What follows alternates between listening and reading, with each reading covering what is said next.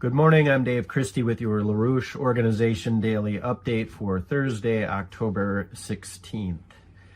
Now, we're still in the aftermath of what occurred in Sharm el-Sheikh earlier this week. That's been referred to as the Gaza Peace Summit. There's currently a lot of tensions around the implementation of the first phase of the ceasefire, accusations from both Israel and Hamas that there's violations. So all of this is ongoing, but I think just to state at the outset, there will be no peace without economic development. And as Helge LaRouche has consistently stated and advocated for, the Oasis plan, it would be the beginning of regional economic development, water, energy, and so on, and that really this is the only true path for peace and in the region. So as Lyndon LaRouche used to famously say, we need to get the shovels in the ground for that. But otherwise, I think what we're seeing in terms of what the war and the genocide and so forth against Gaza represented was the kind of geopolitical tensions in light of the clash between the two systems that are on the planet. One is the dying system, the imperial system of the City of London, the financial houses and cartel apparatus out of London and their collaborators in Wall Street and other European financial capitals. But the clash is between that dying system and the new system, which Vladimir Putin has referred to as a polyphonic system. Others call it a multipolar, but that's represented by the BRICS and the associated organizations like the Shanghai Cooperation Organization.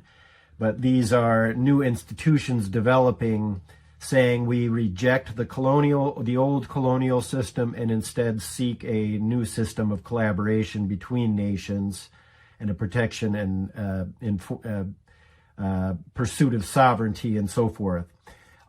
So obviously there are other domains of this geopolitical tension. Clearly we have the ongoing situation in Ukraine. Tomorrow we'll have the meeting between Volodymyr Zelensky and Donald Trump in the White House. And of course the topic of the Tomahawks has come up, where Zelensky has insisted that he would like these Tomahawks to send into Russia, to strike targets deep inside of Russia. Everybody knows that, number one, they won't change the essence of the battlefield unless, of course, they're nuclear armed, and then the end of civilization happens. But otherwise, the Tomahawks won't do much for the battlefield.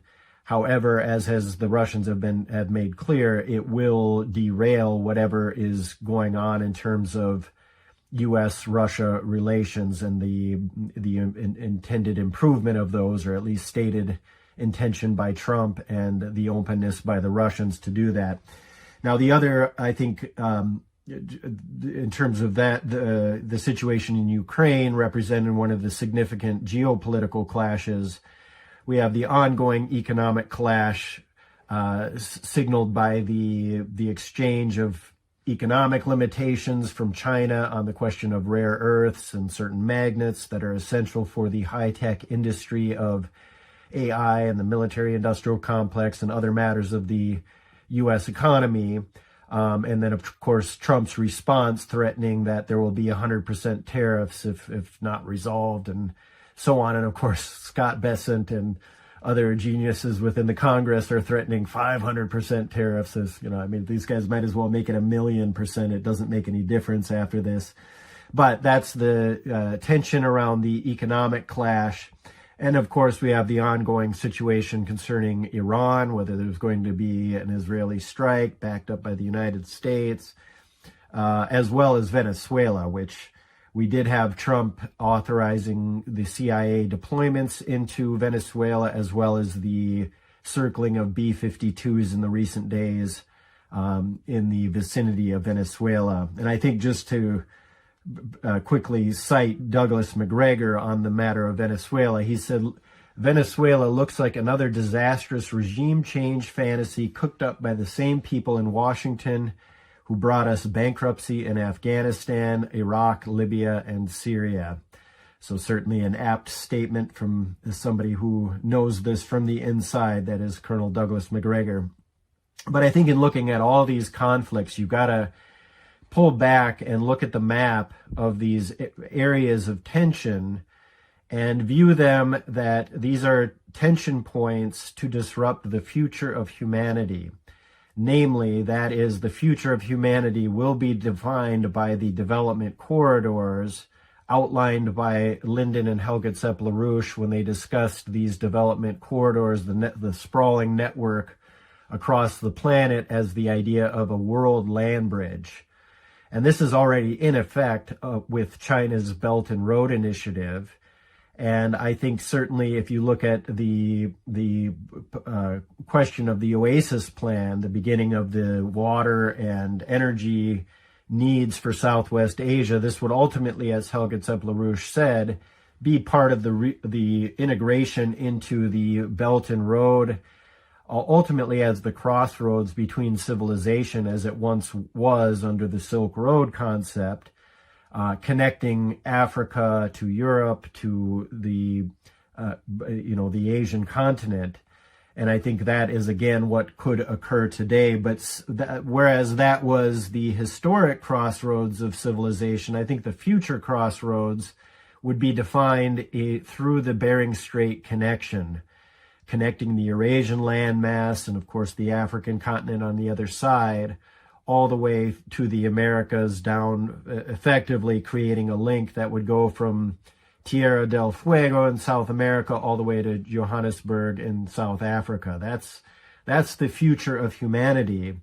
And why do I say it's the future of humanity? Well, the alternative is the continuing geopolitical clash that put us on a collision course to nuclear warfare, or at very minimum, a dark age economic collapse that results in similar effects.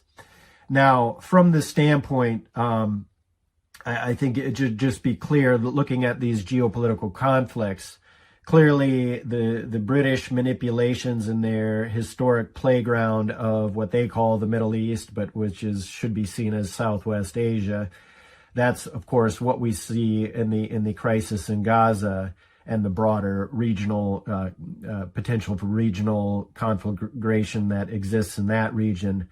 But similarly, look at Ukraine. I mean, Ukraine is in the middle of Europe and Asia and could represent a bridge between Europe and Asia in the context of the world land bridge concept. So I think that's how we have to see these conflicts, and that, again, that Bering Strait connection would be the future of humanity. It would become the light at the end of the tunnel. I'm not suggesting that that's exactly what Vladimir Putin has said, but that's how he's referred to the restoration of U.S.-Russia relations. And obviously that connection of the Bering Strait through the Bering Strait would be the beginning of a new era, not just of U.S.-Russia relations, but of a integration of the global economy in the way that is required for the future of humanity. All right, now look, just let me say this on the Tomahawk discussion that could potentially take place tomorrow, or will take place. We'll see what the results of that are. I want to cite what Russian Foreign Minister Sergei Lavrov said yesterday in an interview with Kommersant. He identifies that it's the European leaders who are driving the war policy. He says, they make no secret of their desire to lead Donald Trump astray from the righteous path, as we say, to divert him from the course he himself charted through his political instincts. So that's what Lavrov said, that it's the EU that's in fact disrupting the peace process. Now, he went on to address the Tomahawks explicitly. Lavrov then said, when President Trump spoke about the possibility of supplying these missiles, he also said that he did not want to escalate the war. In other words, he has admitted that sending the missiles could lead to a serious escalation.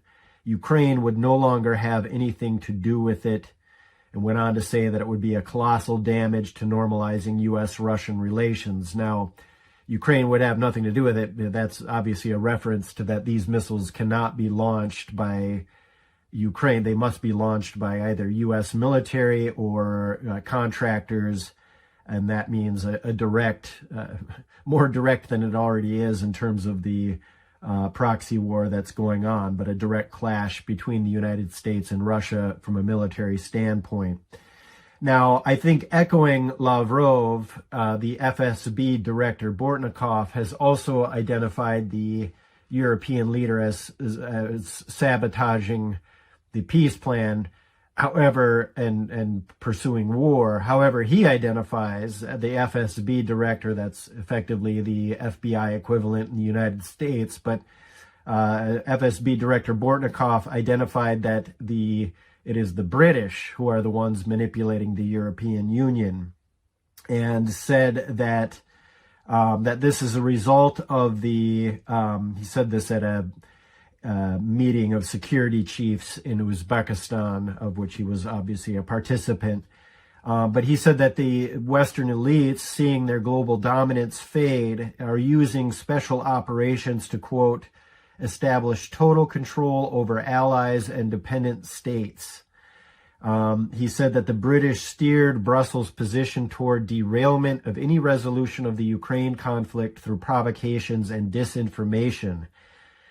So I think very important to identify the British role in that. And again, I don't mean merry old England. I mean the City of London financial houses that are behind all geopolitical conflict. Now, Bortnikov went on to say, if ordinary Europeans believe that this militarist agenda won't touch them, they should look at Ukraine, where the government is preparing to send women and elderly to the front lines in defense of Western stock market indexes. So that's a sharp statement from Bortnikov. But I think back to the question of Southwest Asia and Helga Tseplarusha's insistence that the only peace in Southwest Asia, or between around the Israel-Gaza crisis so-called, is through the Oasis plan. I want to just cite what she said yesterday in her weekly webcast, which you can find on the Schiller Institute site. She said, everything now depends on changing the parameters for good. And I think that the most important thing we can do, and you can do, is to put the Oasis plan on the agenda in a major way. If there would be an agreement by all the neighbors that the 100 years of violence and tension has to be overcome by putting in a perspective of development for all, because the new name for peace is development, then I think there can be a change in the situation. Indeed, I think this region could reconnect to the great tradition it had in the times of the ancient Silk Road, when Southwest Asia was a hub for the connection and trade among Asia, Europe, and Africa. That is exactly what the Oasis plan would be the beginning of. And then she went on to say, the best and maybe only way you can end this conflict is to lift the entire discussion on a completely new level, where you have an economic development plan where everybody participates. Now, as the lead of today's EIR Daily Alert begins, it cites that this is an important for taking advantage of the situation rather than sort of idle speculation about what will or will not happen, cynical, realistic, quote, commentary. Will ensure that we move down the path away from the abyss, that humanity's at a crossroads, and neither idle speculation nor cynical, realistic commentary will ensure that we move down the pathway away from the abyss. Getting the West to drop geopolitics and join the new paradigm may seem like it will take a miracle, but we know the first step to pulling off such a miracle. Get the Oasis plan on the agenda for the upcoming November meeting in Cairo on Gaza reconstruction. So that is what we intend to do. I cited EIR Daily Alert because, of course, if you're not subscribed, you should subscribe to that. But obviously, we intend to expand this as part of the World Landbridge concept through the Bering Strait. That could become the light at the end of the tunnel, could stop all the geopolitical confrontation, as well as the attempt by London to keep their dead system alive. It's gone. And we have to move to a true sense of value where it's determined by physical economic development rather than the scams of Wall Street and the AI bubble that's emerging, the vendor lending that's going on in that's a number of leading international economic press is identified as the center of that bubble. But only through a peace through development perspective can we end the insanity of British geopolitics and move to collaboration amongst nations. So join us tomorrow on the IPC, the International Peace Coalition meeting. You can find that on the Schiller Institute site. And stay tuned to the LaRouche Organization site.